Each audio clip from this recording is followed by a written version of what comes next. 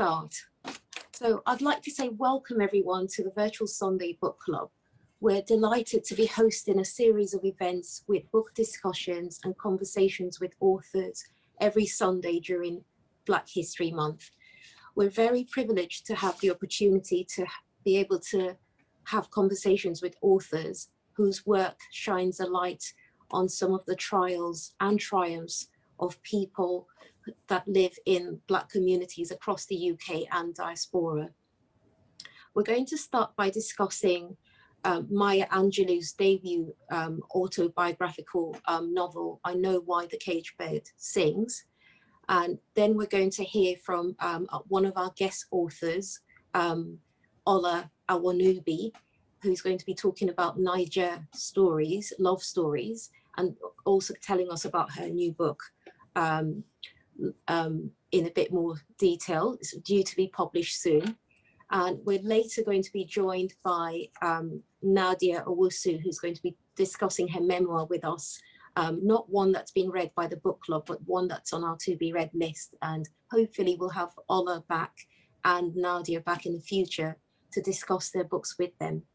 We'll also be sharing some thoughts and reflections on another really great book, Go Tell It on the Mountain by James Baldwin, which our book club read together earlier this year. So we've got some really great books to discuss together and share our thoughts and reflections on. So we'll start by discussing Maya Angelou's book, I Know Why the Caged Bird Sings. Our book club started off 2021 reading this book together and sharing our thoughts about the book. So it was a really great one of Maya Angelou's books to read. So I thought before we start discussing, I just want to also mention and thank Valerie Vaughan Dick, the operating manager for the Royal College of General Practitioners, for joining us to share her thoughts and reflections on both of these books, which she mentioned that she's read many years ago. Welcome, Valerie, and thank you for joining us. Thank you. So we'll start by talking a little bit, very briefly, about the title, I Know Why the Caged Bird Sings. I'd like to hear anyone's thoughts on the title of the book. What did you think about the title? Did it give you an impression of what to expect when you read the book? Mary, yes. I think when I saw the title and knowing just a bit about Mary at the time, I realized it was going to be something that alluded to or was a metaphor for the African American experience. And that wouldn't have been an experience of freedom. It's an experience where, from what when you started to think about it, she was thinking of herself or African Americans as caged with no freedom. That was quite clear. So yeah, that the title gave me that thought. Thank you, Valerie. Anyone else has any thoughts about the title of the book? I think for me, when I saw the title, again, like Valerie was saying, I thought about, a cage, the loss of freedom, loss of expression, in keeping with all the things you mentioned, and a hint at slavery, confinement, incarceration. Those sort of thoughts came to mind when I saw the title. Maya Angelou was born as named Marguerite Johnson, as we find out whilst reading her sort of autobiography, which is what I Know Why the Caged Bird is to some degree. This book follows sort of the first, I think, 16 to 17 years of her life, probably from the age of 3 to the age of 17. So she was born in 1928 as Marguerite Johnson in St. Louis, a very segregated part of America. So again, the name gives us a hint of what to expect. The book deals with issues to do with race, segregation, and a lot of the difficulties that she experienced growing up in that part of America. Basically the story follows Maya when she moves to live, sort of starts off when Maya moves to live with her grandmother, who she calls Mama. Maya's parents have a very difficult relationship and they end up getting divorced when Maya's only about 3 years old. So she ends up moving from California to Kansas. We had a discussion previously in the book club about her parents, about her mother in particular. And I think we gave her mother quite a hard time. Her mother's name is Valerie. We gave Valerie quite a hard time because we felt that she wasn't, she didn't play her role at that time. We felt as a parent as best as she could have. What do you think about that sort of comment? Do you think that's a bit too harsh? No, Sandra, I would agree with that. Because from a young age, she was sent away from her mother to live with her grandma. And it must have been a very difficult, I think this is, if I can remember correctly, they were very young when they had to travel over to the grandma. So we had a discussion that must have been quite strange for two children, because it's her and her brother, if I can remember correctly, to travel by train. I think it was all the way there by themselves. I think it was by themselves, but at a very young age anyway. So we had that discussion about that. And the mother didn't really have much or anything to do with them at that very young age. Yes, Sandra, very difficult, because I remember they were both bundled off on a train, and a really long trip between California and I think Kansas.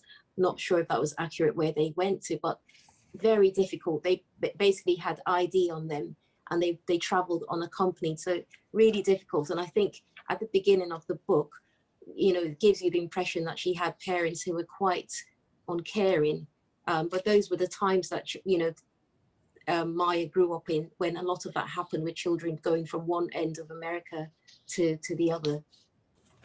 But nothing's changed there. It still happens.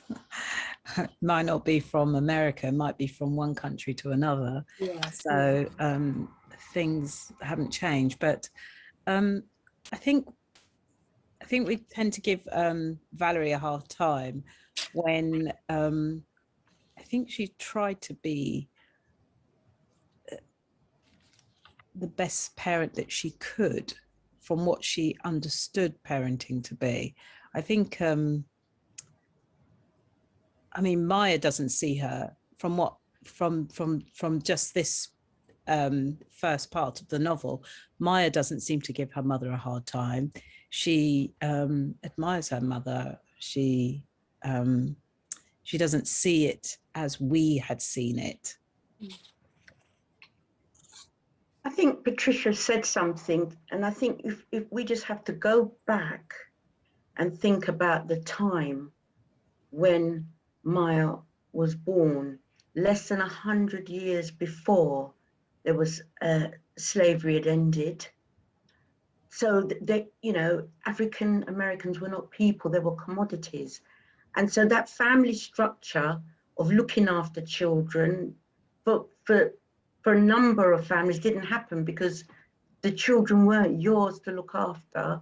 They could be taken and sold, given away, whatever. And so I'm not excusing Valerie or anybody else, but I'm thinking of what Patricia said. It's at that time, she did what she understood was the best.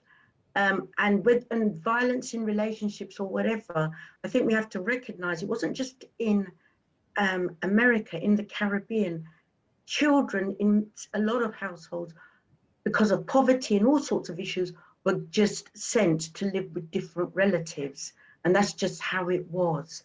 So I think when you read it cold now, in the comfort of our relationships and our lifestyles, we think, gosh, she would be labeled a bad mother, social services, the whole thing. Think about where she was coming from. And I'm not saying she was right, but what I'm saying is she did what Patricia said, what she understood the best of how parenting should be. Still not acceptable in many ways, but I just want us to remember that context that we're looking at. Yeah. And Jim Crow at that time, it was dehumanizing. So people think, oh, slavery had ended. Jim Crow was there and it was dehumanizing.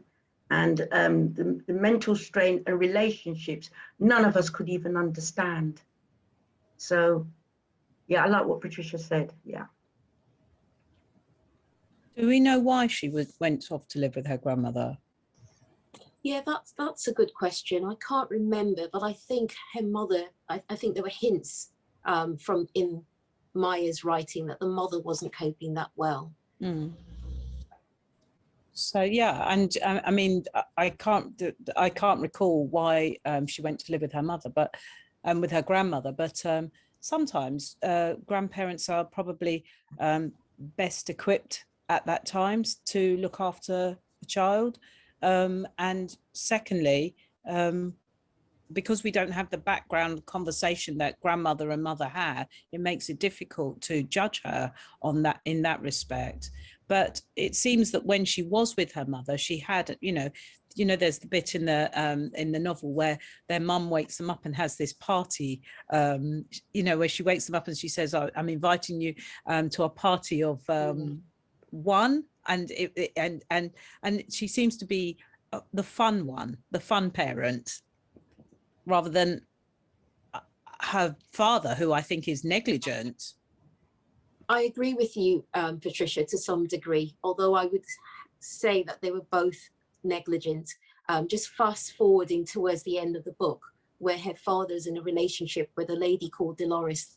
And Dolores, at this stage, Maya's a bit older and finding her identity and herself. And at some stage, I think after that, she runs away. But anyway, fast forward to the end, towards the end of the story of her book.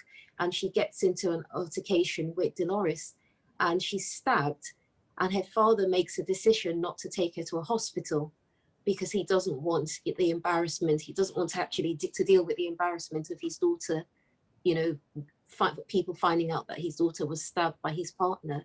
I thought that really, really difficult. And another stage where Maya sort of learns to drive literally at the wheel, where she drives her father's car for the first time. So I think she had a very difficult upbringing. There were, rays of sunshine with her mother being, as you rightly said, Patricia, the fun mother, supportive in her own way. But going back to what Valerie was saying, obviously we have to relate things to the times that they were living at that time, and the issues with segregation, discrimination, and all the other challenges that her parents had. But I think both parents were a little bit dysfunctional.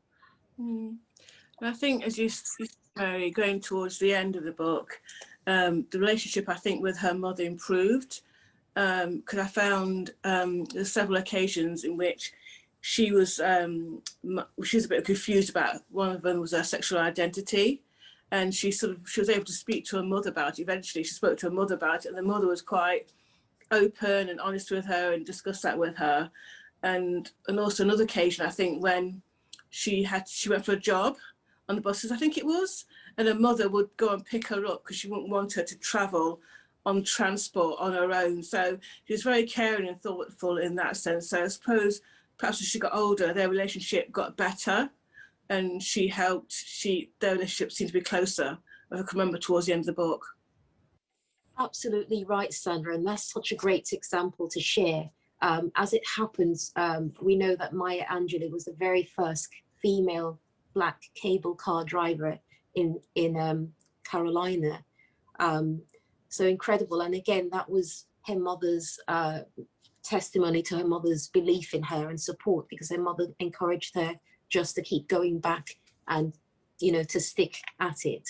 And eventually she broke through and got the job. So you're right in saying as she got older, their relationship seemed to improve, and her mother seemed more nurturing towards the end of the book, and as Maya got older. So true. Did they not appear more friends than mother and daughter relationship by that time, though? They seemed more like best friends than maternal. Yeah, I think so. I agree, yeah. That sounds like that's a great big plus. Towards the end, she becomes more maternal, but at the same time, they have a friendship, which a lot of mother-daughter relationships struggle to achieve. So testing money to her mother, I think she puts in the work towards the end, you know, and we know that Maya's written a book, Mom and I, and that, I haven't read that book, but that would be interesting to see what she has to share about her mom and their relationship. But it sounds like the relationship improved towards the end, which is great. A really difficult scene to talk about, but an important one, because following this really difficult stage in Maya's life when she's 7, Maya decides to selectively become mute. So Maya at some stage goes to live with Valerie, her mother, and her mother's partner, Mr. Freeman. And Valerie works late, does evening work, and she's away from home every now and again. And Maya's left in the care of Mr. Freeman. And it's quite interesting the way that Maya writes about the scene of rape. It's a very harrowing topic to talk about, to read about. You know, would anyone comment on that scene? How did you feel reading it, besides horrified, you know? Yeah, I remember. Oh, go on. Oh, sorry.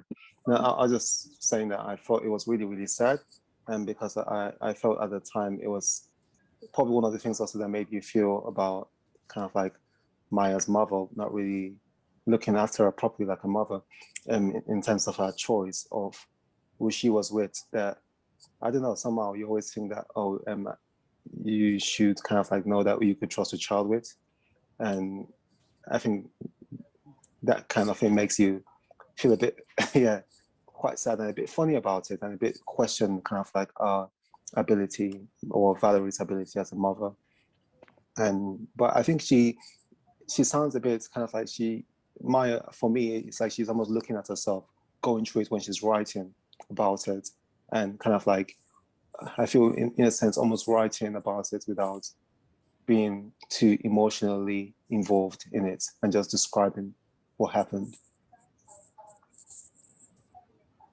I kind of wondered why, I think her mother really trusted this Mr. Freeman, because I think there was a scene in the book, I can't remember, where she had Maya sleeping in the same bed with both of them.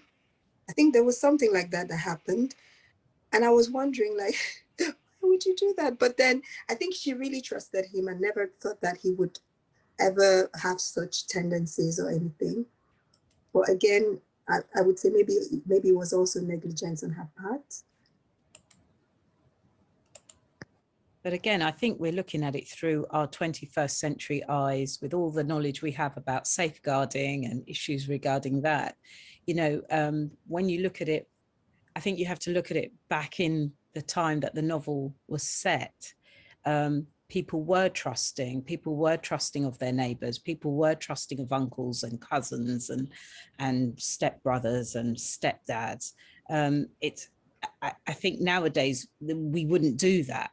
But I think at the time, I understand the mother being trusting. He's a little older than her, I got the impression. So he would have been seen as a fatherly figure. And reading it is very harrowing, especially as she writes and she keeps on blaming herself, which I found quite traumatic, you know, because I wanted to shake her and say, it is not your fault. He's an adult, he should know better. But, you know, it was very harrowing reading that, and the blame she put on herself. And, you know, it's quite interesting reading, you know, that court case, you know, what were you wearing? How has things changed nearly 100 years on? Things haven't changed in that respect. So it was quite interesting.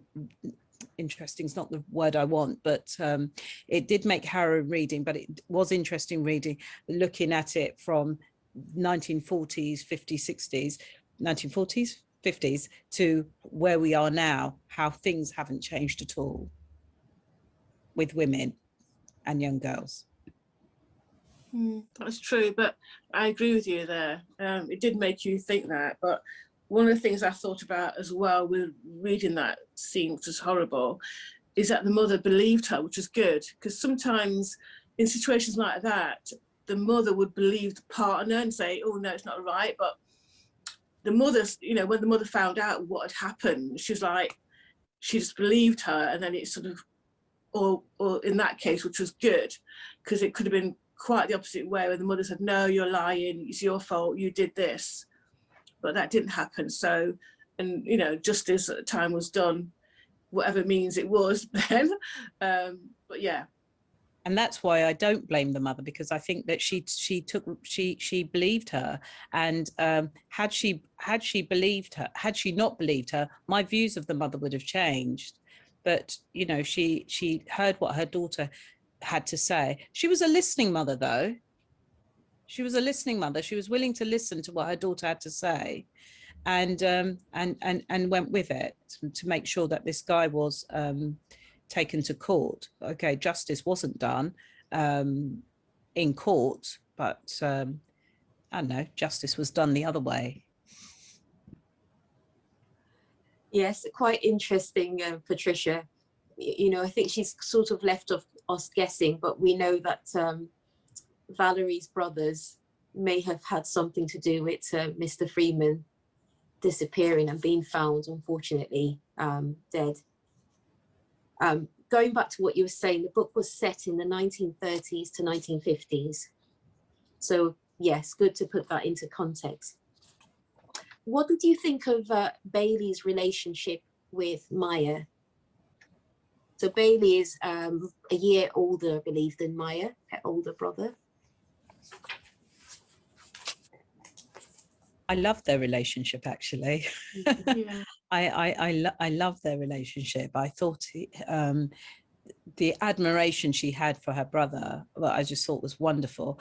And I just love the fact that when she was graduating, he knew what she wanted. The fact that he saved up all that money to make sure that she got the poems of Edgar Allan Poe, and he knew what his sister would have liked. He knew what his sister would have wanted, and I just love their relationship. And the fact that after the rape, she became mute due to the fact that her words, she believed, caused Mr. Freeman to die.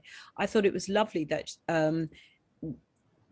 that trauma that she had, that she was able to speak to Bailey, and I'm so glad that she had somebody to talk to in that respect. And to a certain extent, for me, Bailey was like her therapist. Absolutely, they had a wonderful relationship. Carry on. Sorry to yeah, I was just going to say, when you think about it, whatever we think, it would have been traumatic to have moved to somewhere. They may not, as young children, they had to go, but they went together, and probably they clung to each other, and that came out, that there was that closeness. And I think that Patricia picked up on examples. But can you imagine that she must have just trusted him so much, because though she was had others around her who were family, he would have known from the beginning where they came from, because only they had gone through that experience. So I thought that was quite poignant, that relationship. Yeah. Thank you, Valerie. In keeping with what yourself and Patricia was saying, I don't know if you remember that whilst she had that period where she was mute, I think for about 7 years, or something thereabouts, the only person Maya spoke to was Bailey. So that they seemed to have a very supportive relationship. Yeah, and I think there was occasions as well where Bailey stuck up for her when people were making negative comments about her, and he would defend her with what he said, and you know, he was sort of very protective of her in that case as well. So that was really nice. And I think some of the things they had in common, if I can remember correctly, about their reading, they loved various books they read. Was it Jane Austen one of them, or I can't remember exactly what books they were, but Jane Eyre she loved. Jane Eyre, that was it, yeah. So it's interesting, some of the things they enjoyed reading, and they had a love for literature and reading. Maya loved Shakespeare as well. She did. Yeah. That came across really well, especially in the Mhm. graduation. You know, when was it Walter Reed? Is it Walter Reed? I can't remember the young boy that was reading To Be or Not to Be. And just as she was analysing it, as you were reading it, as going along, I just thought to myself, yeah, she really loved Shakespeare. She really loved her literature, and it just came alive as she was talking about it. I was thinking I would love her to be in my English class, just to extol the wonders of words in the classroom. She also had some that, or Maya writes a little bit of some of the challenges she had with colorism, self-acceptance, being compared in the community to Bailey, who seemed to have been, by their standards or definition, better looking. And also we see some, you know, areas in her childhood or times in her childhood where she really struggles with identity. And we see quite young, probably at the age of 6 or 7, Maya seems to equate beauty with standards that are European. That's correct. Because I think as well, Bailey was, when it came across in the book, she was lighter than her. Yeah. So she had issues with her skin color being darker, and because he was lighter, so people sort of favored him perhaps before her. Then even when, I think it was an incident where her dad came to see them, and he even, I think, did he make a comment, or but he sort of, because she was darker, she felt a bit insecure because of that. I can't remember the exact point, but throughout the book there was various situations where, because of her skin color, she felt a bit self-conscious of that, which is not much has changed these days, really. Absolutely, Sandra, not a lot has changed. We know that colorism is still quite, you know, a huge problem all around the world, not just in African America, but other parts of the world as well. So it's interesting that it's highlighted in this book. And for those of us who've read some of Toni Morrison's work, we know that that's again featured as a common theme or topic that comes up in some of her books as well. So were there any other characters that you really loved in this book? So we talked about Bailey, Valerie, who becomes more nurturing, Maya's mother, father, who doesn't always make the best choices. Sorry. I was going to say, I love the grandmother. She's such a trailblazer. You know, she owns her own shop. She's in a position where she can lend a white dentist money. You know, I loved her mother, her grandmother, and I loved her strength. And despite all that humiliation, you know, everybody could call her by her first name, and while she had to call her white counterparts by their Mr. and Mrs. or whatever, she just held her. She was just a resilient lady, and I admired her. I really did admire her. So Yeah, sorry, Iyabo, carry on. Oh, sorry, I was about to say the same when Patricia spoke, that I really liked the grandmother because, like, she seemed very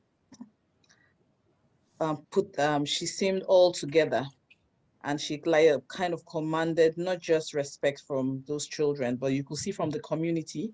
Her shop seemed to be like a rallying point, and you probably say the little gossip center for the whole community. But then she kind of was like a force uniting almost everybody. She knew every other person's business. And it seems like, you know, you're concerned, not just knowing because you want to know, but concerned. And she had that respect for her to challenge even the white dentist, you know. That took a lot of guts in those times, like challenging your slave master. And I think to take up the responsibility of those two children and see how Maya turned out to be, you will say she spent most of her life with her grandmother from 3. That's the child formative years already, and she was able to, you know, keep herself together, and, you know, and still, you know, it's different if you train up the child and you know that, okay, these are the circumstances. I don't remember ever her back stabbing those parents, you know, she still made sure that they had that respect for their parents, that they needed to go to their mom. They went, the dad came, she still let them go. So that point of view. And she wasn't she wasn't a poor woman either, like Patricia said, able to lend money to the white man and use it as her, what would I say now? A bargaining Her power. blackmail. Whatever, A bargaining chip. Yeah. So I like her. I totally agree with what you said, Iyabo, because we see in the book, her store is quite symbolic. It's a melting point or melting pot for all different races coming together. They only come in, obviously, to buy whatever they need, but you don't sort of see interactions in the book with different races. And like Iyabo was saying, she was a very strong woman. She was a pillar of strength for Maya. Just reiterating what you said, Iyabo, about Maya spending her formative years with her mama, her grandmother, really helped her. I think that made her very resilient. And we also see, I don't know if you remember the scene where someone hides away in Mama's store. So she's quite a brave woman, because the consequences of hiding someone away from, you know, the police or, you know, a slave master at that time would have been death. So she's very brave. And I think from the way Maya describes her, Maya gets her height, because Maya Angelou is a really tall woman, which I didn't realize how tall she was, but from her mother. So she's a tall, strong woman. And I also can't remember, but in parts of the book, if her mama actually has a conversation with Mrs. Flowers, her teacher, and if Mama was the person who had that conversation with Mrs. Flowers to discuss with Maya and find a way to break through the mutism, and just to get through to Maya, because Mama spoke to Mrs. Flowers, and then Maya went over and spent some time with her and started through support and, I suppose, informal counselling from Mrs. Flowers. That's what gets her through that really difficult time following the rape and the mutism. So I think her grandmother had so much foresight, very strong woman, and that sort of had a good sense of community, bringing family together, taking on a grandchild, looking after her disabled son, Uncle Willie, Maya's uncle, and taking the risk to hide someone away who was probably going to be killed for something that he actually didn't do. So such a brave, strong woman. So it sounds from the way Maya writes about Mama that she has a very strong role model as well in her life. So going sort of further along towards the end of the book, we know that Maya ends up 16 and heading towards 17 and pregnant. Sorry about the spoilers for anyone who hasn't finished reading this book. Any comments about that? I did find her very matter of fact about the whole thing. But I think in her matter of factness, I do wonder whether she was fearful, because that doesn't come across, or have I misread it? But it didn't come across to me that she was fearful. She's, you know, I'm pregnant, I've got to get on with it, and you know, and her family were very supportive. But I did find it very matter of fact. You know, when I look back at how I was when I was 16, I think I would have been absolutely petrified. So, but yeah, I did find it very matter of fact. So, yeah. Yes, I think if I remember correctly, she hid it for quite a while, didn't she? Up to the very nearly enough having the baby. Yeah, she cool. hid it, and then I think the attachment to the child, the boy, I think it was, yeah, the boy, at first was very difficult until I think her mother had some input in that, if I remember correctly, to help that bond between them. And her mother, of course, was very supportive of her, helping her as well. So as I said, towards the end of the book, her mother was more, did develop a better opinion. I did develop a better opinion of her, and the relationship got better. I thought that bit about her being matter of fact. I think because, I mean, if you look at that time, this was happening to a lot of young teenagers. But putting that aside, for her, I wonder if at some point she hid it because she knew that there would have been a disappointment, there was a shame, and at the end there was nothing she could do. She was going to have this baby, etc. But during the pregnancy, if it was jubilant and this is a great thing, this is what I wanted, everyone would have known. But she hid it, and a lot of young women did as well for two reasons. A, you know, the religious backlash from their parents and their church. B, there was issues about, you know, is this a loose woman or girl, I should say, loose girl. C, there was also those who were raped.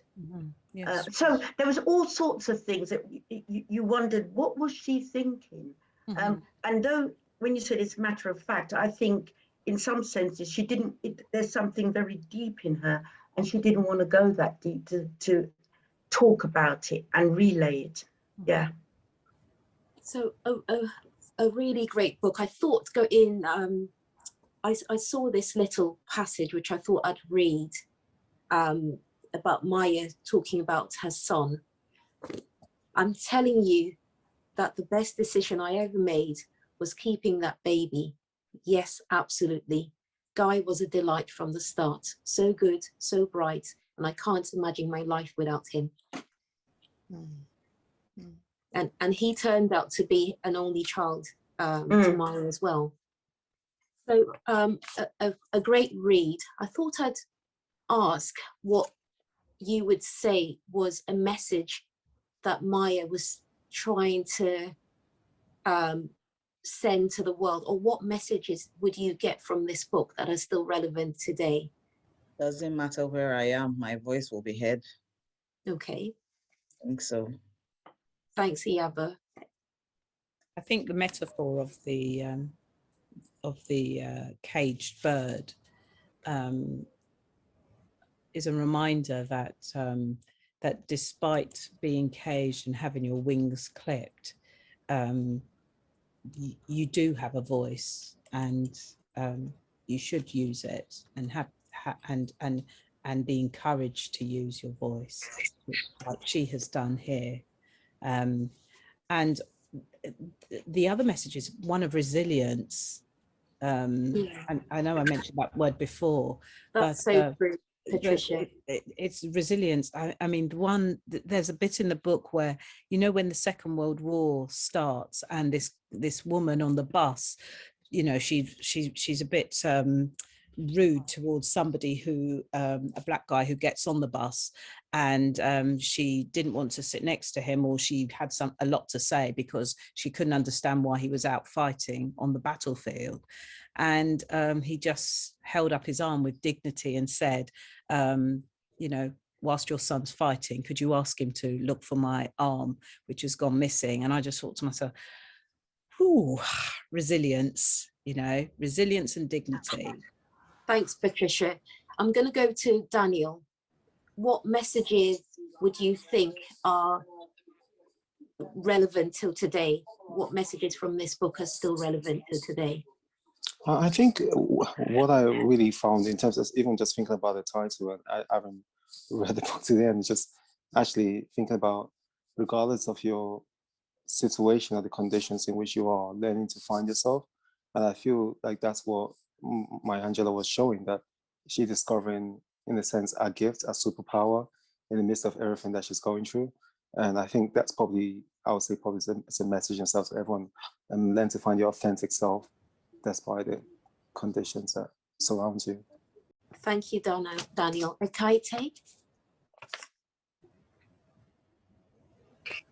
Okay, I would say it's the same thing most people have already said, but I would say it's more of I know why the caged bird sings. It's more about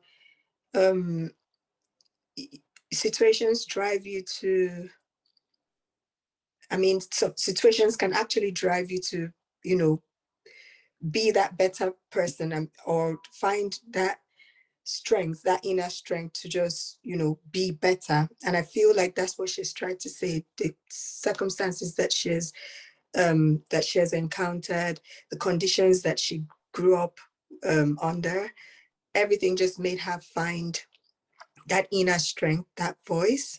You know, everything drove her towards where she actually needed to be. You know, for some other people, maybe it would have been a different story, but for her, it was different, because it actually just drove her. I mean, it pushed her towards where she was supposed to be. It helped her to find her strength, to find her passion.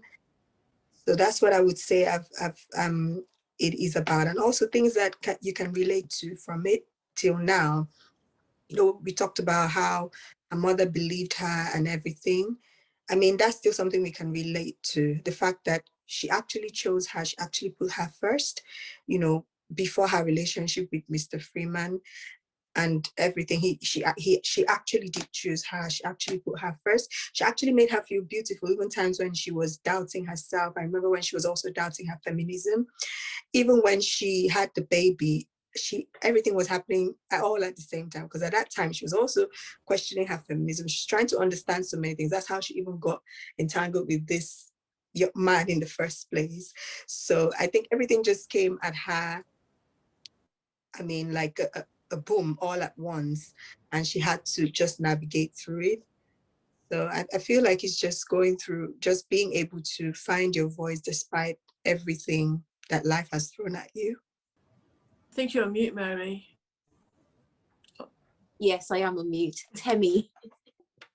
I've not finished reading the book, but I think from the bit I've read, and it's like everyone else has said, is the resilience of it all. Like she stayed, she was, I think the theme for me is just resilience, basically. I've not finished reading it, so it's why I don't have much to say about it, but yeah, that's what I've picked up from the bit that I've read. No, I totally agree with you, Temi. I think everyone sort of, you know, common thread with what everyone said is resilience, overcoming adversity, sharing stories, powerful stories that she has shared that can change people, you know, and shift mindsets as well. So what I would take away from this book is, you know, Maya Angelou demonstrated to us with her life that it's possible to overcome adversity and actually achieve and be successful. Looking at the sort of life that she's had, her childhood, and what she's eventually achieved. Maya is the poet, the historian, the writer, author, actress, singer, so many hats that we know that she wears. And if we all remember that when we look at where and look back to where she came from, that gives us hope. So I think this was a great book for our book club to read early this year, because after the very difficult 2020, we needed a book that would sort of symbolize that sort of would symbolize hope by, you know, reading her story, sharing her story, to make all of us feel that no matter how difficult things get, if Maya can go through all of these things and, you know, be a poet that's, you know, reading in 1993, President Clinton's inauguration, has, you know, published so many books, is a mother, helper, community, a civil rights activist. If you can be all those things and wear all of those hats, then nothing's impossible if you just believe in yourself. I think for me as well with the book, it's not something I would have automatically picked up to read in my list of books, but I think by being in a book club helps you, I won't say forces you, helps you to choose, select books that you probably wouldn't have picked up and gain benefit from them, because by the end of it you're thinking, oh, I'm glad I read that, you know, it's enlightened you, and you've learnt a bit more about her and other things about the period, because we've had discussions in our groups about the book. So yeah, that's one of the things I quite appreciated after reading that book. Sorry, was anyone else going to comment? It's difficult not using a laptop because I can't see if anyone else was going to. Valerie. Yes. Yeah, thank I you. was going to say, when you think about it, we're looking at her life, absolute awful trauma. She goes through, and at the end, she became successful. But if you step back and just think about what that title is saying about, I know why the caged bird sings. It's about survival. It's about freedom. And what she did, if you realize what she did in her life, is that she fought in the civil rights movement. So that was a bit of it as well. It's saying the next step, she didn't think, okay, I've had my son, I'm just going to settle down and just that's it. She fought for different roads, and a major one was the civil rights movement. And this is, I think, tied up with the title, African Americans are caged, still caged, but we can't even imagine what it was like then. But they kept on fighting to survive, and they will continue to fight to survive, but they're going to have lots of trauma, and we've experienced at the tip of the iceberg. There's so many things she probably didn't put in the tip of the iceberg, and that trauma, if you go back 100 years, because I'm a descendant of enslaved Africans, my parents and my foreparents were taken to Jamaica, but the trauma that those individuals, those enslaved Africans went through and still going through now, but in a different sphere, just comes out in that book. And it just gives us just a glimpse of what the life of one person, and we're horrified, but can you imagine the millions going through that horror as well? Unimaginable for us. So we've got to always remember that and look at the context when we read that book. It's a horror story, but that was the life for millions based on their race. That was it. Thank you, Valerie. For those of us who've just joined, Valerie is the chief operations for the RCGP, and we're really privileged to have you join us today and to discuss with us. We also have two authors. We've got Ola Awonubi, who's joined us as well, and I believe Nadia Owusu is with us as well. Is Nadia here? I'm here. Hi. Hi, Nadia. If it's okay, we'll listen to Nadia talk to us about her memoir, Aftershocks, and then we're going to be having a conversation as well with Ola about Naija Stories too, and her new book, which is going to be published soon. Welcome, Nadia. So much. Thank you for having me. So I think if I'm correct, Mary, you just want me to speak a little bit about the memoir and maybe read a little. Is that right? Okay, great. I'm the author of Aftershocks, a memoir. It came out in February in the UK and January in the US. And I describe the book as a literary memoir with threads of cultural history to explore themes like complexities of family, the meaning of home, the multiplicity of identity, and the ripple effects, both personal and generational, of trauma. And I can share a little bit about my story, and then I'll read a little passage. But so my mother left when I was 2, and my sister and I were raised by our Ghanaian father, who was the great hero of my life. And he worked for a UN agency, so we moved to a different country every couple of years. And when I was 7 and we were living in Rome, after a long absence, my mother showed up at our house on the same day that I learned about a catastrophic earthquake that destroyed the city of Spitak in Armenia. And my father always listened to the BBC World Service in the morning, and I remember the voice on the radio asking about the possibility of aftershocks, which of course is the name of the book. And I remember asking my father what aftershocks are, and he said they are tremors that follow an earthquake, the Earth's delayed reaction to stress. And then later that day, my mother took my sister and me to lunch, and we walked around Piazza Navona in Rome. And then that evening, she dropped us back at our house and was gone again. And I think maybe because my mother is Armenian American, and the earthquake was in Armenia, maybe because my father generally avoided talking about my mother, and I felt like I wasn't supposed to talk about her. But the earthquake and my personal shaking at my mother showing up and leaving so quickly kind of combined and conflated in me, and I sort of became obsessed with earthquakes and specifically the ways we predict and measure disaster. And then this obsession kind of fermented as I got older and lived through other disasters, both private and seismic. So we lived in Ethiopia during the civil war there. My father died when I was 13, and my mother was still not ready to be a parent at that time. So I went to live with my stepmother, and experienced an act of terrorism in Uganda, shaky relationship with my stepmother, and then I was at the World Trade Center on 9/11 after I moved to New York for college. And so what followed was a long period of kind of anxiety and depression, and I began to think of my life as existing on fault lines.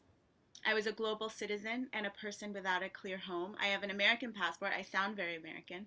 But my father was Ghanaian and my mother is Armenian from Watertown, Massachusetts. My stepmother is Tanzanian, but I'm always an outsider in those cultures. And I struggled to find steady ground even in my own sense of self. And at times I was tormented by these, what I thought of as signals in my body, like those of a seismometer that sort of warned of another disaster. And then when I was in my 20s, my stepmother came to visit me in New York. We had an argument, and she revealed what is either a secret or a lie about my father. I still don't know the answer to that question, but what she said caused me to question, my relationship with my father, which was the one thing in my life that was constant and steady even after he died. And so what followed for me was a real reckoning, and I sort of retreated from my life to grieve in a way that I'd never allowed myself, and to imagine and write myself a story I could live in, because I felt like a lot of the stories that I'd been given about my history, about African history, and the history of the Armenian genocide, which is what brought my mother's ancestors to the United States, were uninhabitable for me. And those histories are often ill-treated. They're the stories of families like mine, immigrant families, Black families, families from the so-called developing world. And I wanted to narrate myself to deeper understanding of the beautiful and rich histories and cultures of the places my family came from, and all of the places that I briefly called home.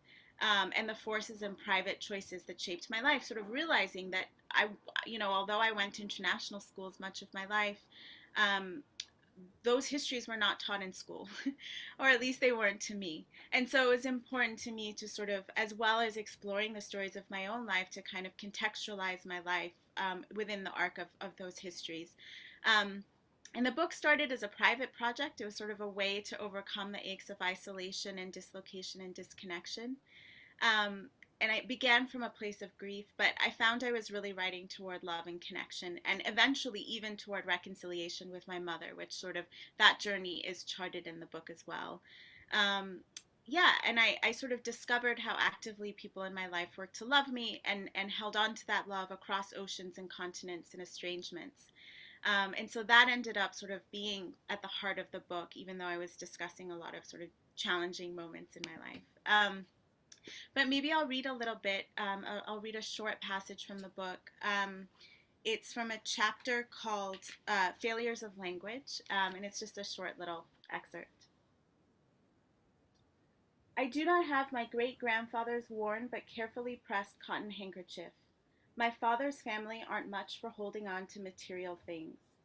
I do not have my maternal great-grandmother's red hair, or my paternal grandfather's coffee bean skin. What an unusual combination, people often say when I describe my parentage, Ghanaian, Armenian, and more than once, how did that even happen?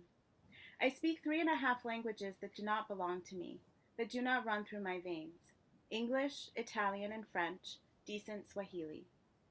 When my relatives and country people maneuver between English and their home languages, Twi, Armenian, and Turkish, I grip the ropes of the English words as firmly as my jittery hands will allow and loop them into knots. I watched for cocked eyebrows and pursed lips to translate the rest. The warm, round percussion of Tree and the orderly harmony of Turkish, which spoken by my family is diluted with a splash of archaic Armenian and a heavy pour of Boston accent, are familiar but impenetrable.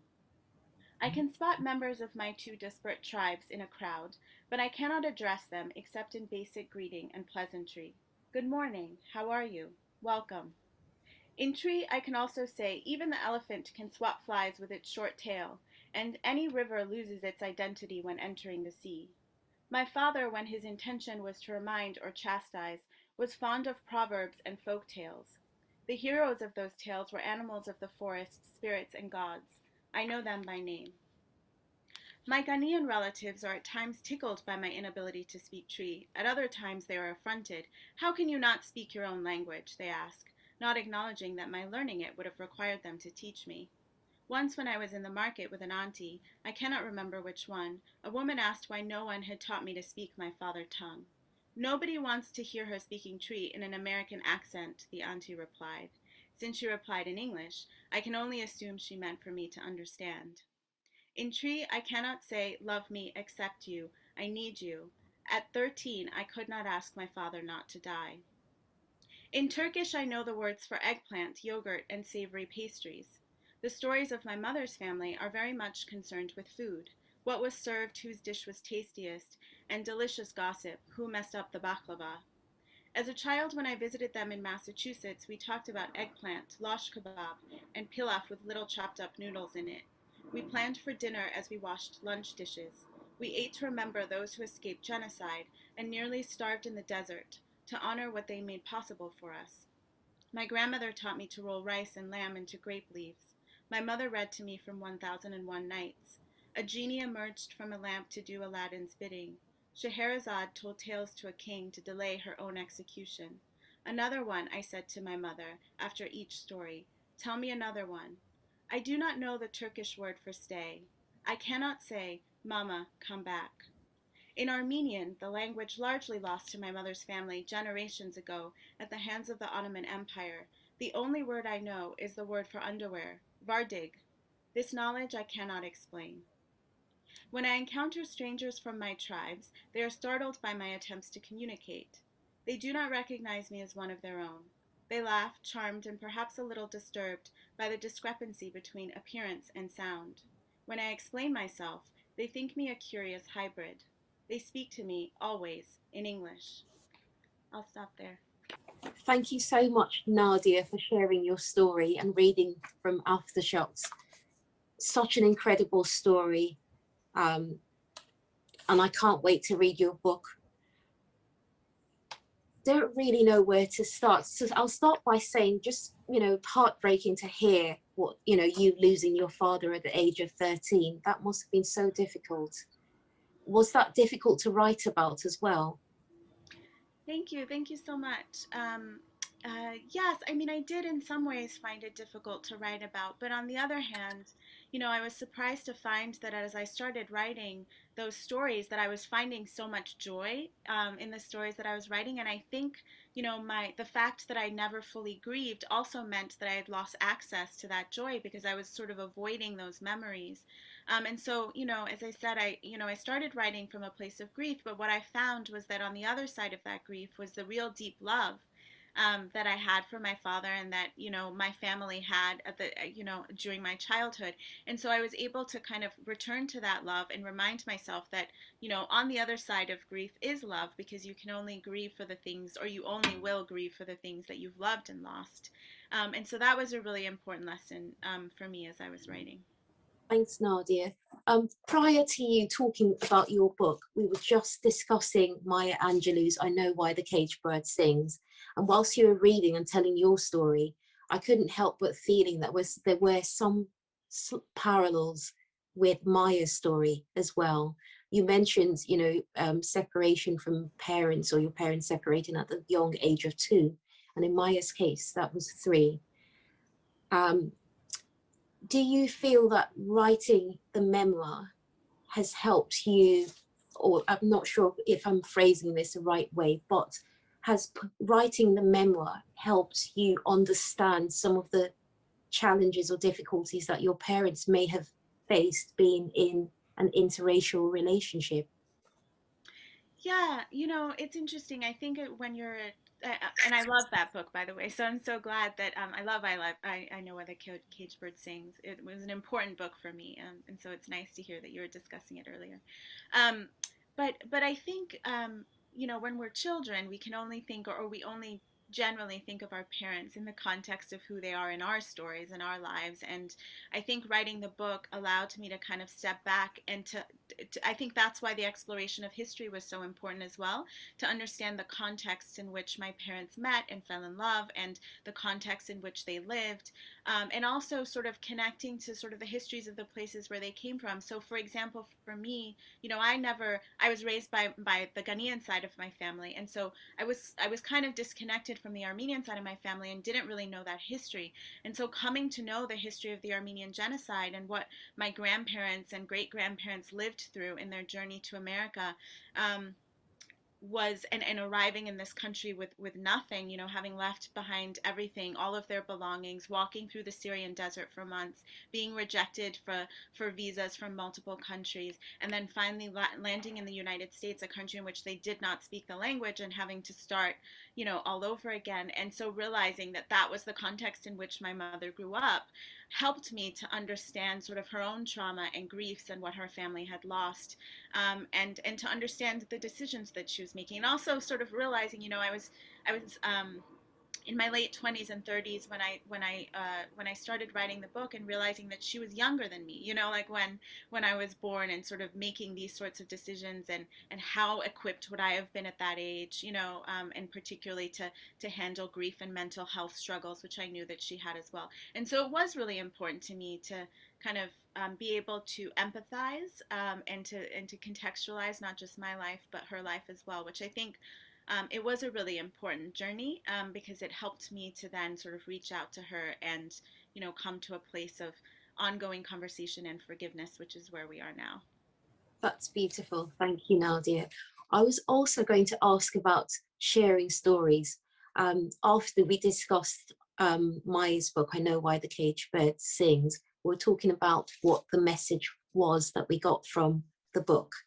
And one of the messages we talked about was the common theme was overcoming adversity, resilience. What would you say for someone reading this book, listening to your story, maybe some of the themes that they would take away? Oh, sure. So I think one of the things that I definitely wrestle with a lot in the book is are questions of identity. As I said, sort of the book began as a private project and sort of a way for me to make sense of my own identity and background. Obviously, I'm a Black woman. I'm Ghanaian. I'm Armenian. I grew up all over the world. I lived in Ethiopia, Uganda. My stepmother is Tanzanian. I have siblings who are half Somalian, half Armenian, and siblings who are half Ghanaian and half Tanzanian. And so we're a very international family. But I felt like often the world sort of wants you to see your identity as fixed, and so it was important to me to sort of explore multiplicity, which I think more and more people, we live in such a global world is a reality, and yet there are still these I remember being asked, when I was younger, sort of, where are you from? And sort of struggling to answer that question in a way that seemed to satisfy the people who were asking it. And therefore, sort of, I felt like I was kind of turning myself into a pretzel to fit into whatever box that people wanted to put me in. And so identity is a big theme that I explore. I think, I didn't speak my parents' languages, as you heard in that excerpt, because I'm Black. When I was visiting my mother's family in the United States, many people thought I was adopted. And there was always this sort of fear of rejection, and I think that's one of the things that I wanted to sort of examine and look at. I've always felt a lot of pride in the strength, creativity, and solidarity of Black peoples across the diaspora, and so I spend time in the book also exploring Black diasporic communities, and what that has meant to me as part of my identity, and how I think of that as part of my identity too. I think the meaning of home is another theme that I explore a lot. Moving around so much, I often would think of myself as a person without roots, but I think what I found in writing the book was that I actually have really expansive roots, and that claiming those expansive notions of home and family is something that is really central to the book. And then I think the last theme is, like many writers, I sort of write to think through questions that I'm carrying. And one of those questions is sort of, who am I in the world? Where do I fit into the histories of my family? And I think thinking about history and sort of history connected to trauma, intergenerational trauma, how we process trauma and overcome those aches was also something that was really important for me to explore. So those are some of the things. I always had this awareness that we carry history in our bodies, but I wanted to understand it in sort of a deeper sense by really interrogating some of those histories and coming to understand them in a different kind of way. Thanks, Nadia. I thought I'd ask you just very simply about food and culture. You talked about, the foods that, your mom's family would have. For someone who, what I would say, you straddle quite a few cultures, how do you blend into the different parts of you? So say in Ghana with the food, how, tell us a little bit about that. Because I think someone like myself is, I would say, of two different cultures all blended in. So I could relate to some of the culture, I could eat some of the foods from one part of the world and food from another part of the world. How do you sort of navigate that space when you're in different cultures? Yeah, that's such a great question. I think food is one of the things that brings people together. And so, especially growing up, my father worked for the UN, so we would move to a different country every couple of years. And often we were moving to a place where, we didn't speak the language and we didn't really know many people. I mean, my father would know the people in his office, but sometimes there were a whole summer would go before my sister and I went to school, and so we didn't know anyone. But food was one of the things that, really brought us together. And we were always raised to try everything and to sort of explore the places where we're living through their food culture. That's one of the first things, before you can speak, you can connect over a plate of food. And so I have very vivid memories, of living in Ethiopia for 3 years when I was a child, and discovering injera for the first time, and sort of sitting with people in the community where I lived, sort of on the floor eating, sharing like this giant dish of injera. And then, of course, I was raised by the Ghanaian side of my family, by my father, but then also by my aunties, my father's sisters, who play a huge role in my life, and my grandmother as well. And they always came together over food, and were always making, fufu and pepper soup and groundnut soup and yam and kenke. And so those were all things that I grew up eating and still love to eat. That's sort of the comfort food for me, because it reminds me of my family, which in a way is sort of, that's how I think of home. I don't have a place, but those experiences around the table, that's sort of a way that I think about home. And then, even living in places like Italy or living in Tanzania, I think, the sort of time that I spent with people and getting to know people and trying to learn the language, most of those memories took place around a table. And so I think, food was and continues to be really central in how I understand my identity, and is also a place to celebrate that multiplicity, and bringing those different cultures together in different ways. Is something that I do more and more now as an adult. Thanks, Nadia. Valerie, were you going to? No, I was just thinking, to be honest, what Nadia was saying. When she talked initially, I had in my mind somebody who probably, and I had an issue about their identity and felt they were an outsider. But as you questioned Mary, Nadia, some of Nadia's responses turned that upside down for me. That's why I thought what you said about your life and where you were going, but what you responded to from some of those key questions made me think, I think you know your identity. I think you're not an outsider. You've got groups of individuals who are in different countries.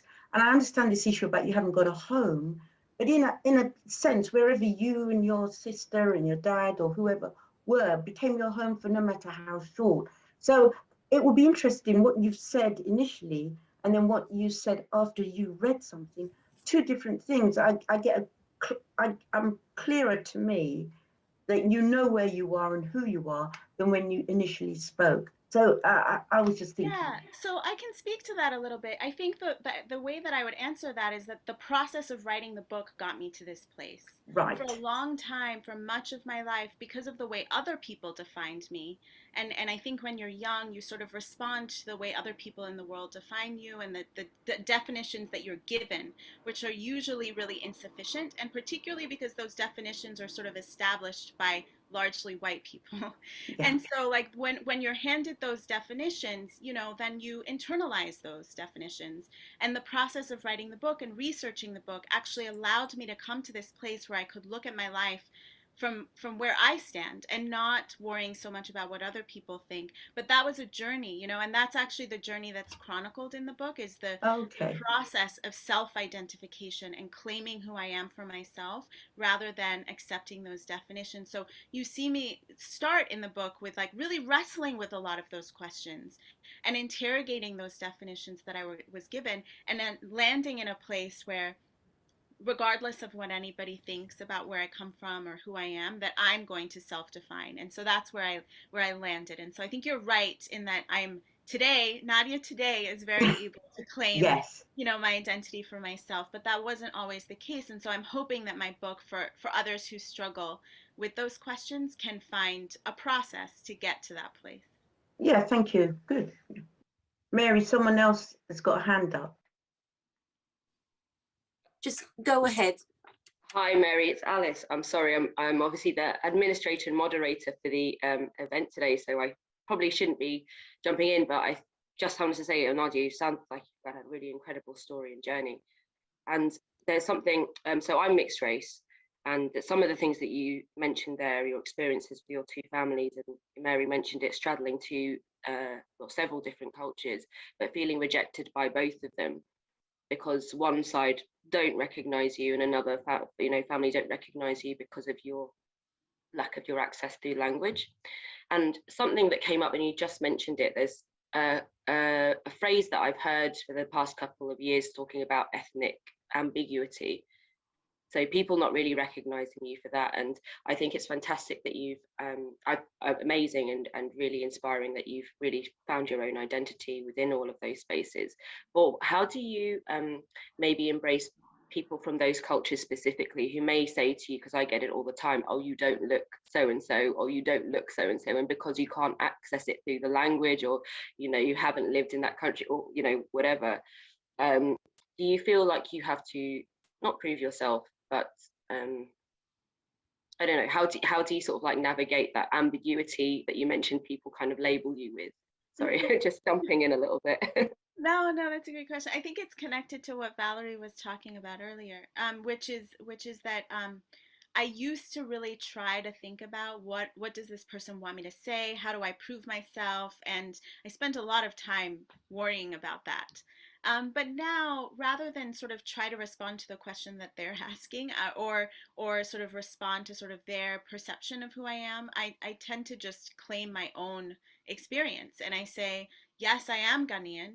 My last name is Owusu. I was raised by my Ghanaian father. I'm very proud of being Ghanaian. I did not live there for a long period of time, and so this is where I am on my journey. I'm trying to learn Tree at the moment. I'm just very confident in owning sort of where I am in my experience, and also embracing multiplicity as part of my identity. And not something to be sort of ashamed of, or some people, there's this sort of trope of like the tragic mulatto, or the tragic person who's straddling all of these cultures who doesn't know where they are. And it's a trope for a reason, in that it doesn't fully encompass the experiences of those people, which you can look at it one way as sort of like a displacement, but you can also look at it as, where I sort of landed, which is, as looking at myself as a person with wide roots and wide branches, and like, how lucky am I to get to be from so many cultures and places, and sort of embrace that, and just be really clear with people about that I am a person made up of many peoples, and that's who I am in the world. And I'm not always going to fit into the box that you want to put me in, but here I am, and this is who I am. So that's sort of where I've come to with it. Thanks, Alice, and thanks, Nadia.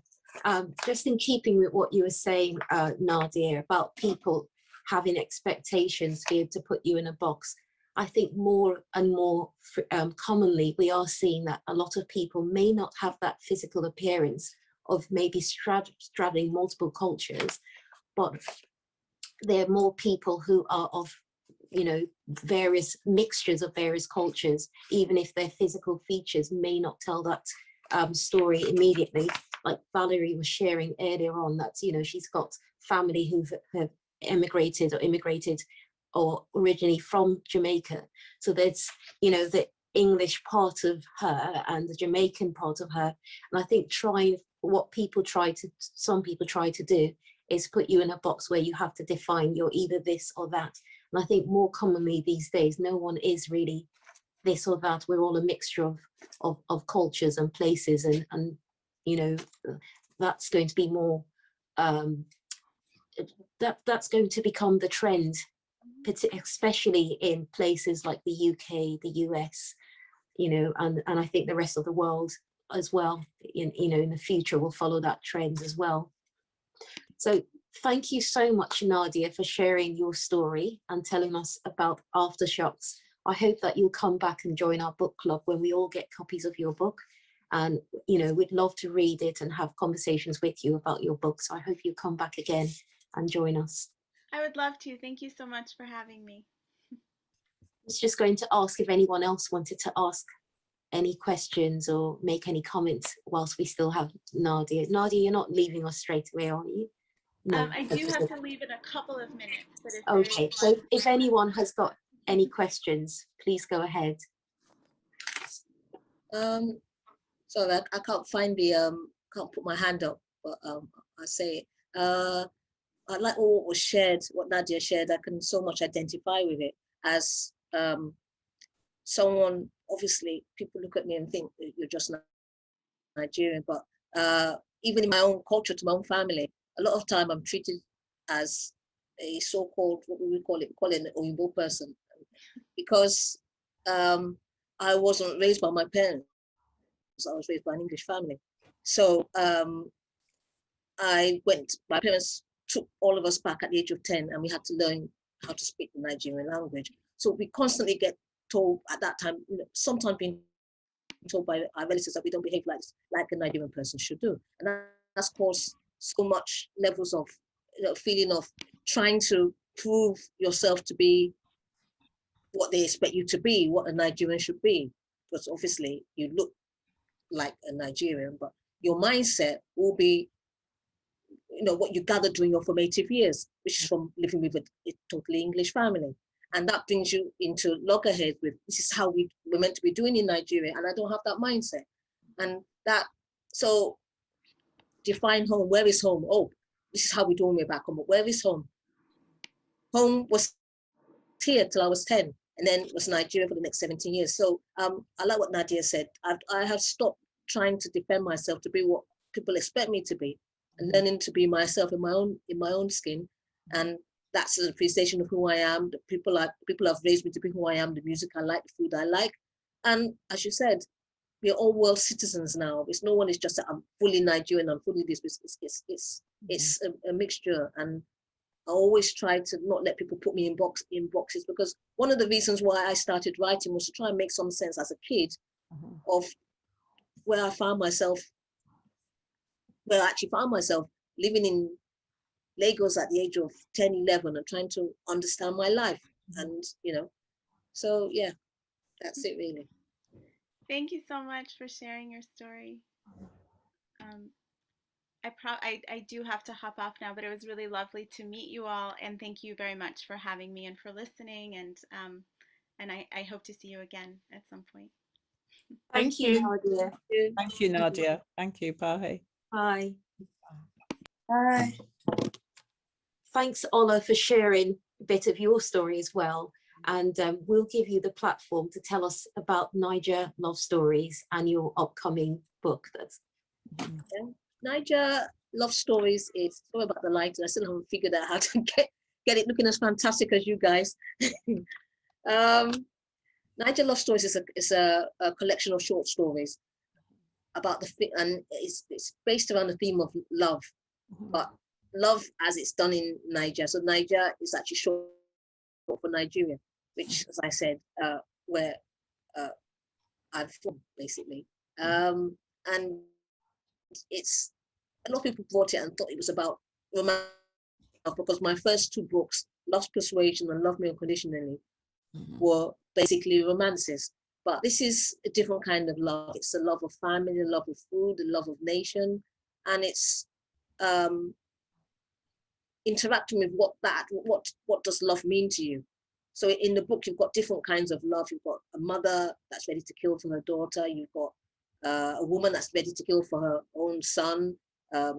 Somebody who loves food, and wherever it takes him to, his love for food, a love of nation. And the stories kind of start from colonial Nigeria in the 1930s, because it's most of those stories are historical. Starting about 1930s, and then that's kind of futuristic. So I wrote that story in about 2008, about what would happen in this country if suddenly a party like BHM got in and asked all people of color to go back to their countries of origin, and what happened. And it's this kind of London basically forced to a standstill. There's no one to drive the trains, no one on the underground. The NHS is sort of staffed. And so that was my story there. That was basically futuristic, because it really started about someone wanted to go home to Nigeria and then getting caught up by not being able to come back into the country. So all the stories are about different things, but you can see that it does have a theme of love running through it. Oh, can you all hear me? No, I couldn't hear you. Oh, you didn't hear me? No, I can hear you now. Yes, carry on. Sorry. Okay, sorry about that. So that's Naija Love Stories. And then the other book I'm writing is Lovers, Leavers, and Keepers. So it's 92,000 words, and it's quite a whole big saga. And it's a story of a woman so her life is divided into 3 bits. So there's the lovers bit, then there's the leavers bit, and there's the keepers bit. In her bid to find love, she finds herself, torn in between affection for 2 guys. There's the one she knows she should go for in her heart, and then there's the other one that she feels a chemistry with. And this pesky thing called chemistry sometimes tends to take us to places that, we know we shouldn't be in, but guy is just so fine, and and she it takes off on a journey that that is really life-changing, and makes her look back at herself and her own life choices. And I won't give any spoilers, but it's a romance, so it does have a happy ending. But there are a bit of domestic violence in some areas of the book. So basically, the main lady in the book, Lola, is a lady who's a victim of what I would like to call the Nigerian dream in some cases. When I got to Nigeria at the age of 10, I realized that if I did anything, if I didn't sleep well, if I didn't cook rice well, my mom would say something along the lines of, let it not be said that I didn't train you how to do in your husband's house. And I'm thinking, I'm just 10 years old. And you are, in a way, being groomed to be a good wife, and you're 10 years old. So you burn rice, and it's like, don't just kiss me, you get to your husband's house. Or this is what I'm training you to be a good wife, and you're 10 and 11 years old. And by the time Lola finishes university, you're expected by the time you finish university in Nigeria to have Bay lined up. And she didn't have that. And she felt this kind of subtle desire in her to want to kind of conform to the status quo and have a boyfriend.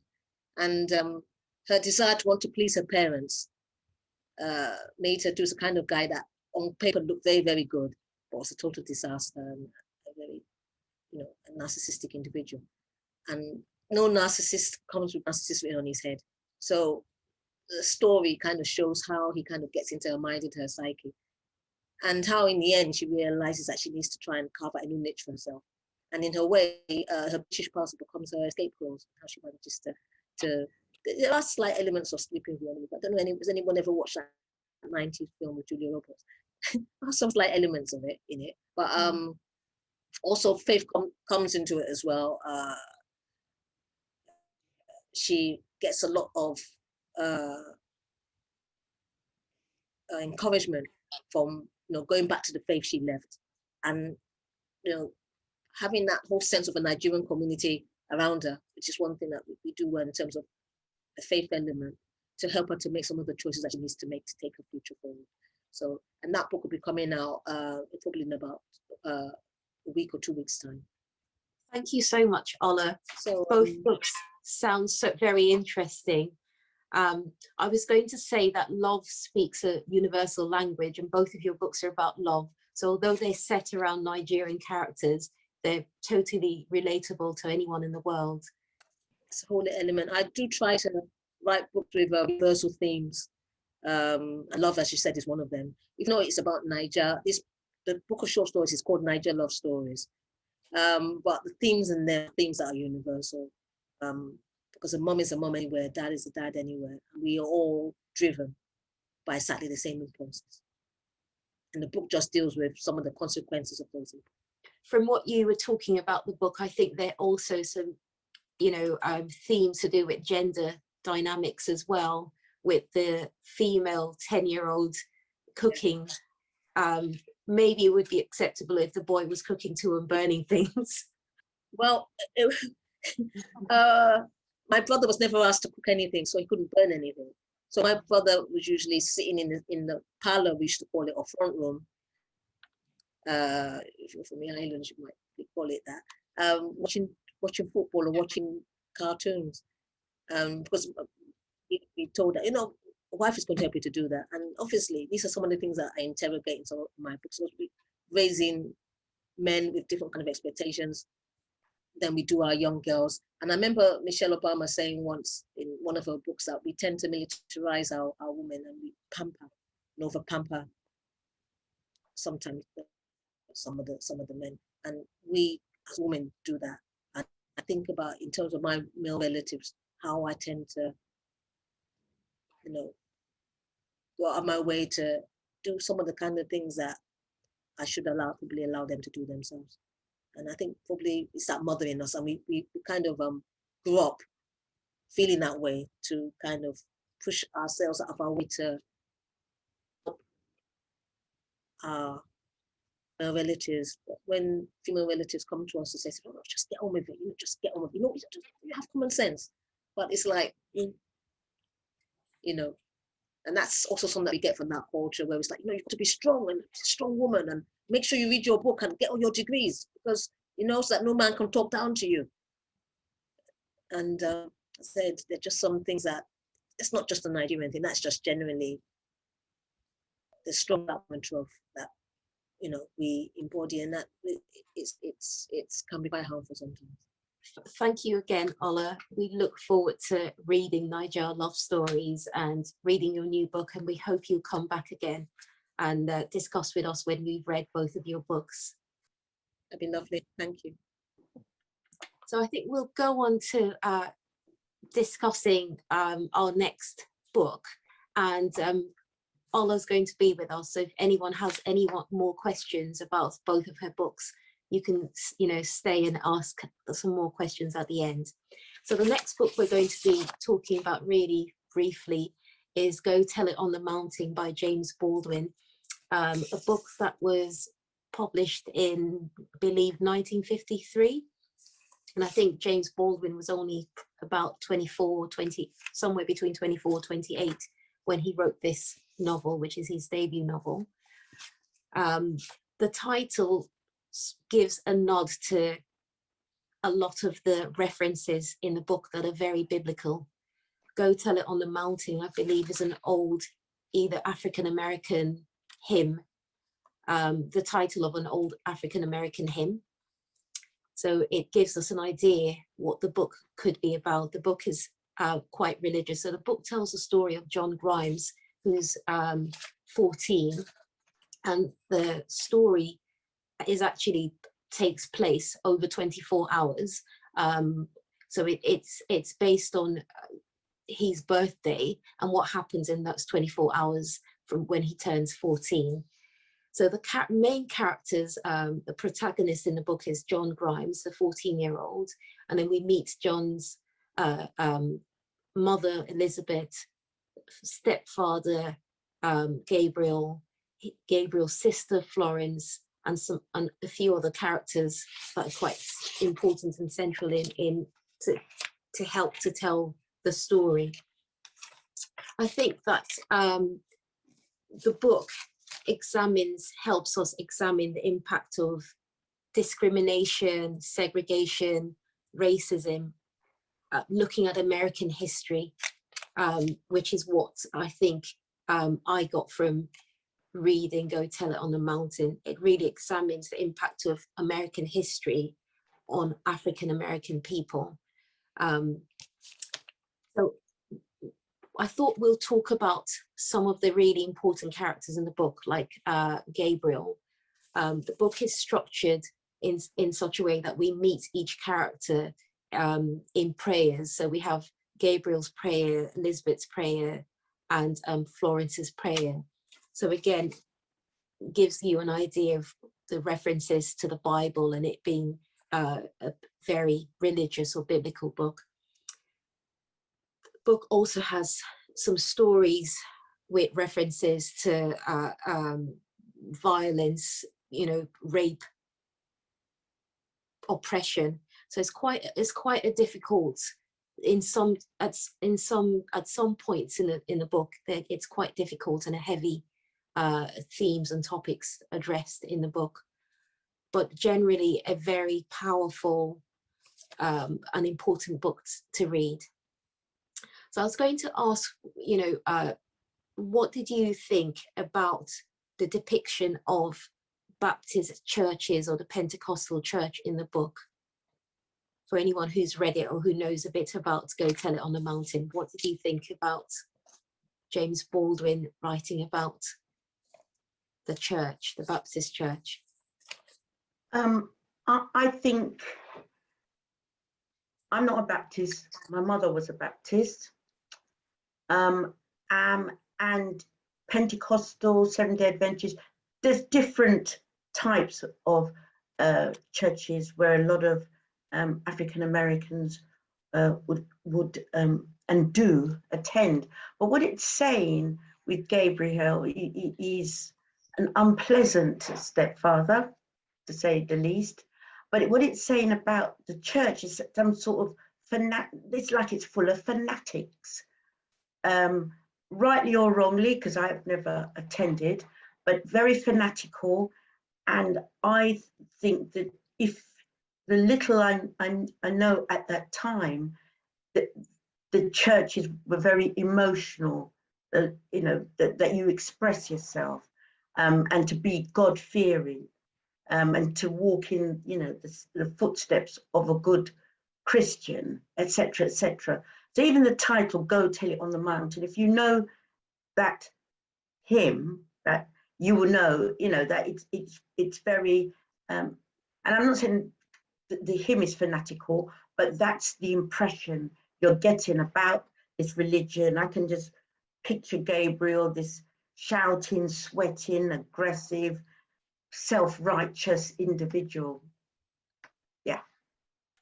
I agree with you, Valerie.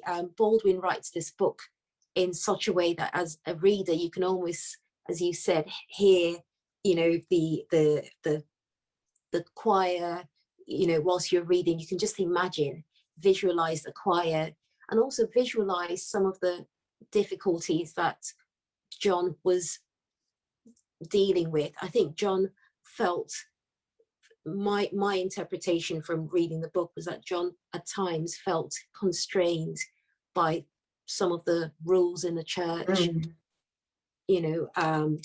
A good example was on his birthday, his mom gave him some money and he goes to watch a movie, and at that time that wasn't something that the church would promote, watching movies, dancing loudly, alcohol, singing, dancing, that sort of thing. So I think John was struggling with that sense of wanting to find himself, again, going back to what we're discussing with Nadia and Ola about identity, trying to find his own identity, but in a community within this church where he felt very constrained. So that's the impression I got as a reader. And very strict. But I think Daniel wants to say something. Very strict. Sorry, I was going to say, I remember the last time we talked about it, I didn't think I really joined the meeting, but I remember that quite a few people didn't like the book. But I actually enjoyed reading it. And I thought I really enjoyed it. I think just like as we mentioned, yes, it's kind of like that idea of fanaticism, and also I think just of it's to say, but like a lot of hypocrisy, and in terms of how people kind of like, it's important how you appear in public and not necessarily the authenticity of what you were doing, and very, very much typified by Gabriel, the kind of character he was. But I think one of the things I felt I got from the book was just actually the idea of redemption, and in terms of kind of, and in terms of, in a sense, it almost leaves it to interpretation, that in a sense, like looking at the story, you see Gabriel getting a form of redemption in his own way, where he managed to stop the rockers lifestyle he was living, but then he's a terrible person, despite the fact that he stopped smoking and drinking and using drugs. And then you see John right at the end, basically experiencing his own form of redemption, and kind of like coming to a place where it feels actually now he gets it. Yeah, but it just show a lot of those themes from the church as well, and it's changed by kind of like just like how people's lives and people's choices are affected, well, especially in this book, Black people, Black Americans are affected by the conditions in which they're living, the choices in terms of where they work, how much they earn, and what that results, the difficulties that they live in. Like in terms of, you see a lot of the driving factors between their decisions, between John's mother marrying Gabriel and so on and so forth. And yes, but I thought it was a very good read. And I thought there's a lot more themes in there other than just the religious theme. But I think he leaves the interpretation of that idea of redemption quite open, in terms of that I felt it meant different things to the characters in the story. I think I agree with you, Daniel. I think the hypocrisy of Gabriel is everywhere around him, and I think Baldwin tries to highlight that. And Gabriel, he uses the church to actually conceal his hypocrisy. He hides behind it using the church. But I also do think, and I agree with you about the idea of redemption. He has a few redeeming features, not a lot, but a few. You know, the fact that he took on Elizabeth and Elizabeth's son, John. Is it Elizabeth or is it Florence? Is it Florence? Elizabeth. Sorry. It's Elizabeth, sorry. Yeah. Yeah, so it took on Elizabeth and her son, John. I thought it was quite interesting because biblically, Elizabeth in the Bible did have a son called John. So, and I was watching it. I don't know if anybody saw on BBC iPlayer, they did have I'm Not Your Negro, which was the interview with James Baldwin after it was just after the film, If Beale Street Could Talk, and just listening to him, this is his life. It's what he writes about is what he has experienced and witnessed. So for me, I did enjoy the book, having read it as a teenager, not really understanding it, but understanding it a lot more as an adult. I agree with you, Patricia, and Daniel, what you said, and just in keeping with what you said, Patricia, James Baldwin grew up with his stepfather, who was a deacon. So a lot of the stories almost semi-autobiographical because it mirrors his life to some degree, which a lot of debut authors end up doing with their books, with the protagonist in the book really mirroring the author themselves. So yeah, I agree with what you said. I was also going to comment on what, in line with what Daniel was saying about the church. I think Baldwin has a lot of guts in the time that this book was written to critique the church and performance practice of being a Christian and, you know, acting one way and saying something different, using Gabriel's character who had a child with another woman. I can't remember the name of the son, but his son died when he was 17. And I do remember us discussing that, where Gabriel met him in the street and actually ignored him because he didn't obviously want people to know. So I take up my hat to Baldwin for having the guts to write something to criticize the church. But I think also reading his book, he also gives us a balanced view that the church is a place of excitement, is valuable, is beautiful, is a place for community, which I think was really great. Yes, thank you, Patricia. Royal was Gabriel's son, who he had outside of his marriage. Yeah. When you think about it, years ago, James Baldwin was vilified by African Americans because of what he wrote about, particularly on religion, issues about his sexuality, and no one wanted to keep the lid closed on certain issues. But when it came on the issue of, as you said, the hypocrisy of those pastors, etc., and I'm not saying all of them, but what he was talking about, that's what they didn't want to be spoken about or identified. So happy to say, yep, we've got a community, we're being oppressed by white Americans and others, etc., etc. But some parts of the community didn't want anything said what was happening in the church, and there were horror stories in the church led by African American pastors. And in some quarters years ago, I'm not sure now, Baldwin was criticized for that and vilified for that, but he was just saying what he saw as the truth, and others identified but didn't want to speak. Indeed, Valerie, because he wrote in the book about some of the ministers who would gather together and they'll be, you know, with their belly sort of hanging over their trousers and, you know, going for the food, and, you know, their character very different from the image they portray whilst they're doing their preaching to the congregation.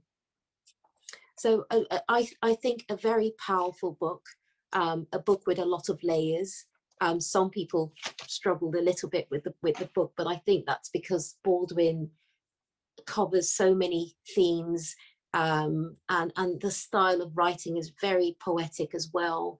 But there's just so many layers to this book, and some of the themes are quite difficult, but definitely a book I would recommend for a lot of people to read. There's just so many great themes that he addresses and topics that he covers that are still very relevant to today. So definitely worth a read. How would you rate this book out of 5? I'll give it a 5. 5. I'd give it a 5. I thought it was an excellent read. Yes, it was quite difficult, especially when you've got the different stories or the different prayers of the other characters. But again, just like Maya Angelou's book, many of the themes that Baldwin highlights, they're very relevant for today. The hypocrisy within the church, the way the performances, the way various groups are marginalized and seen. So it's, whenever he wrote that book, it's very much relevant for today. It's quite interesting that James Baldwin was a good friend of Maya Angelou's. They were like brothers, a bit like how she treated Bailey was how she treated James Baldwin. So I think they're, both timeless, these novels. On mute. You're on mute. I just realised I'm on mute. Thanks for Patricia for sharing that. And I believe Maya says that James Baldwin inspired her to write her first book. So majority of people are going for a 5. And I just wondered quickly, what would you say of the messages that James Baldwin was trying to share with the world through Go Tell It on the Mountain? Should we go with Daniel first? Thinking about it, I'm not sure if there's a message, but I think he just powerfully really tells the story that kind of like, in the sense that probably maybe that everything comes to light at the end, that and also just the power of oppression and how it really affects people. And I think he really, really highlights it in just how hard their life was because of the oppression, when you think about from racial oppression to the oppression that John was feeling in the family because of Gabriel, of Gabriel, and that oppression really affects people's lives, and it all eventually comes out in the end. But yeah, just it really affects people's life. That's what I think I'll get from it. That yeah, all forms of oppression really destroys people's lives. I think the women in here, they're all they're very much dependent on their men, aren't they? And the men who they're very much dependent on their men, and the men who you know, this patriarchal system, they treat them cruelly.